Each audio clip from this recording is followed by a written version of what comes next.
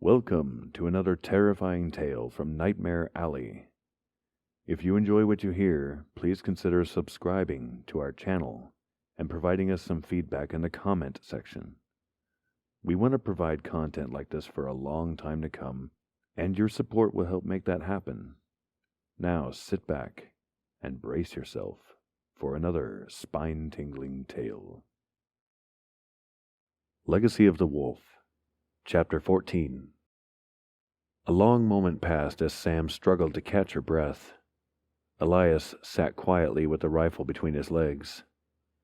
Outside, the rain hammered down relentlessly. Finally, Elias asked, "Are you all right?" "Is it dead?" "Yeah." Still struggling to speak in an even tone, Sam said, "How? I shot it. Her. I shot her again and again and—" "Silver," Elias said. "Silver's the only thing that works." Sam fell silent once again, attempting to process what had happened. But she felt removed, outside of herself, like someone observing events on a TV screen or watching theater actors on a stage. There was just no way any of this was real.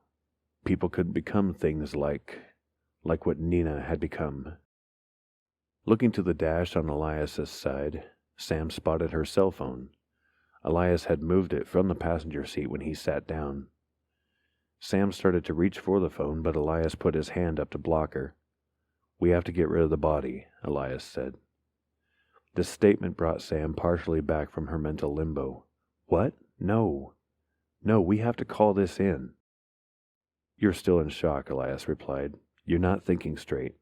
Your bullets are in her body. You said so yourself. Bullets from your service weapon." Shaking her head, Sam continued to protest. "It was self-defense. They'll see what she really is." "They return to human form when they die," Elias said. Sam rose in her seat and leaned to the window to get a view of Nina's fallen form. As Elias said, the body lying out in the mud was that of a naked young woman, which made Sam question briefly whether the monster had really existed at all. "I know this sounds callous, but it's for the best. Trust me, you don't want the government getting involved. We need to get rid of the body, and we need to get rid of evidence." Sam tried to corral her thoughts. She had fired her gun. If the department found out, there would be an investigation. But what if they could test the blood, Sam asked. Would it prove what she is? If they know what to test for, maybe. And then what? At the very least, they would hide you away somewhere. Your life, as you know it, would be over. This was wrong. It was all very, very wrong. But as the shock slowly began to wear off, as a state of semi-lucidity returned, Sam realized that it also made a horrific kind of sense. What could she really tell her superiors at the department?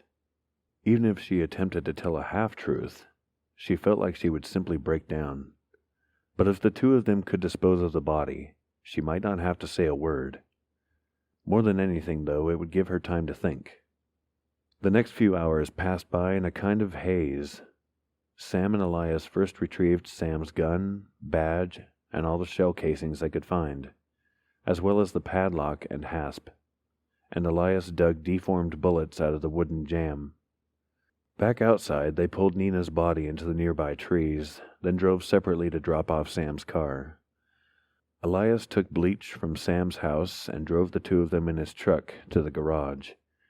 It was the same truck he had been working on in the garage when she had first met him, Sam realized dully. Elias went up to his apartment and came back with sheets, more bleach, a wire brush, and rubber gloves. From the garage and the grounds outside, he acquired a padlock, chains, and cinder blocks. They drove back to the home. The Myers property, Sam now knew. It had been foreclosed on 3 months ago. The Myers had moved away. There, Elias and Sam scrubbed and scoured and bleached the basement. When they were done, they retrieved Nina's body. Sam noted that even the young woman's hair had come back and returned to its former length. How is something like that possible? The rain finally let up as they had put her clothes back on her body, wrapped it in sheets, and placed it in the back of Elias's pickup. Next, they drove to Lake Croatoan. A mist hovered just above the water as the two of them hauled the body out to the end of the jetty. They wound the chains around the sheet-wrapped corpse, which looked to Sam like something that had been cocooned in a spider's web. Elias ran the chains through the cinder blocks and secured them with the padlock. The two of them stood holding the body upright while Elias counted to 3. On 3, he kicked the cinder blocks in while Sam pushed the corpse over. She stood at the edge and watched the white sheets disappear into the murky water. What should she feel? Should she feel sorry for this woman that tried to kill her? She was still too numb to know what to feel. Later, Elias pulled up in front of the garage. Throughout the drive, Sam had remained silent, still trying to wrap her mind around the insanity of it all. She barely registered where they were when Elias spoke up. "I'm not trying anything improper here, but given what you've been through, if you don't want to be alone tonight, you could stay. I'll sleep on the floor." For a moment, Sam sat, silently considering. There was no way in hell she would get any sleep anyway, not after what happened. She wondered just which nightmare vision would await her when she finally did close her eyes. The hospital, the beast, the half-human, half-Nina thing in the basement, or the shrouded corpse sinking into the gloom. Sam thought of her cat. Mr. Perkins had plenty of food and water to last him through the night. She looked over at Elias, who waited patiently, his face illuminated by the dashboard light.